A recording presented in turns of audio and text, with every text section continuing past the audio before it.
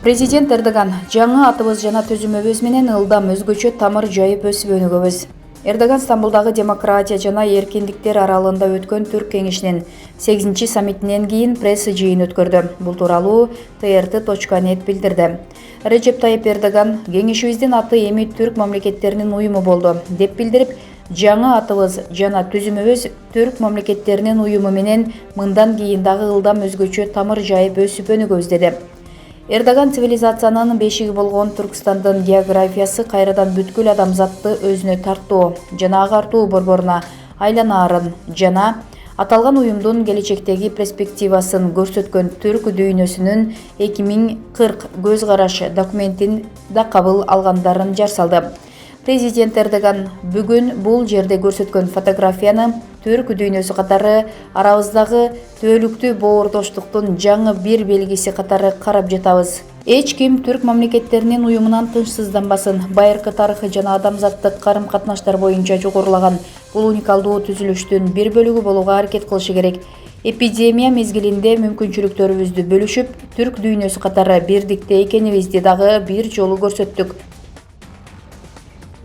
Шайлоо өнөктүгү шайды ударып жаткан кез. Бирөөнү каралоону жактырган айрым бир саясатчыларга Кудай берип эле калды.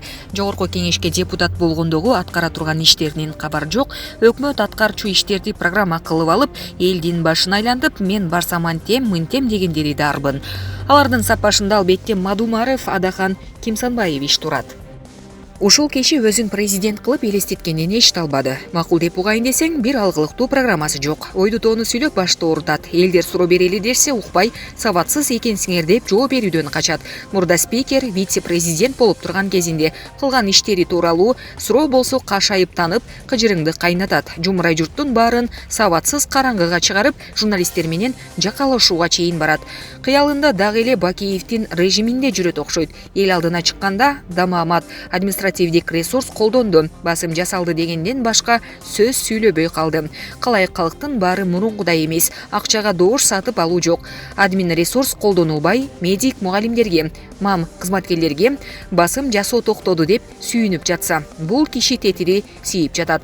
Былтыр пандемия учурунда да ковид жок, бул ойдон чыгарып, элди кыйноо деп чыкты эле. Деги ушул кишиге мыйзамдын катаалдыгын, Кыргызстандын жери биз үчүн кымбат экендигин, кыздарыбыздын намысы үчүн тик турарыбызды бир өмүргө жетээрлик кылып сездирип койчу мыйзам иштешин каалайт элек.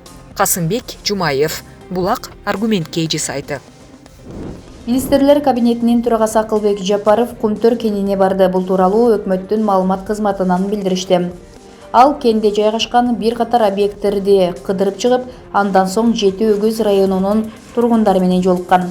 Өкмөттүн маалымат кызматы жарыялаган кадрлардан Жапаровдун орун басары Азиз Алиев жана коргоо министри Бактыбек Бекболотов коштоп барганын көрүүгө болот. Эске салсак, май айында өкмөт Кумтөр кенине убактылуу тышкы башкаруу киргизип, жетекчилигине теңиз бөлтүрөктү дайындаган. Ошондон бери Кыргыз өкмөтү менен Центр Голд соттошуп келе жатат. Булак Спутник кейжи. Борбордук шайлоо комиссиясы жогорку кеңешке Ынтымак партиясынан талапкер Алмамбет Шыкмаматовго 7,5 миң сом айып салды. Бул тууралуу мекеменин басма сөз кызматы билдирди. Шыкмаматовдун үстүнөн Социал-демократтар партиясынын өкүлү Таалайбек Усубалиев арызданган. Ал парламенттик шайлоонун үгүт өнөктүгү расмий баштала электе коомдук биринчи канал «Биздин айыл» деген 25 мүнөттүк берүү көрсөткөнү, анын басымдуу бөлүгүн Шыкмаматов менен маек ээлегени билдирген. БШК Таалай Усубалиевдин арызын карап, телеканал Шыкмаматовдун парламенттик шайлоого бара жатканын жана видеодо мөөнөтүнөн мурда үгүт иштеринин белгилери бар экенин эске алышы керек болчу деп белгилеген. Боршайком мыйзам бузуу үчүн Шыкмаматовго 7,5 миң сом айып салып, коомдук биринчи каналга оозеке эскертүү берген. Булак медиа центр.